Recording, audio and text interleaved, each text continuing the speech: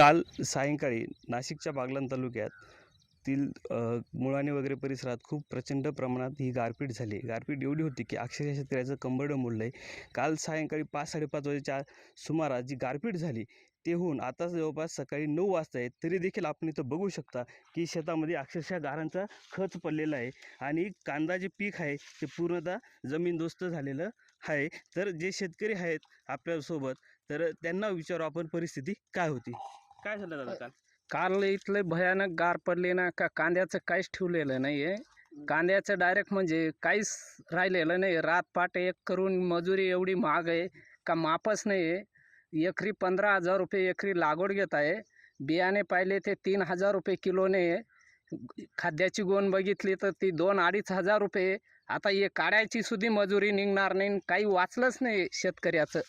हे आता काय करायचं बरं. ही गार कालपासून आता 12 किती तास झाले तरी गार इरगळली नाही. तर शेतकऱ्याने काय करावं ही चिंता पडली आम्हाला.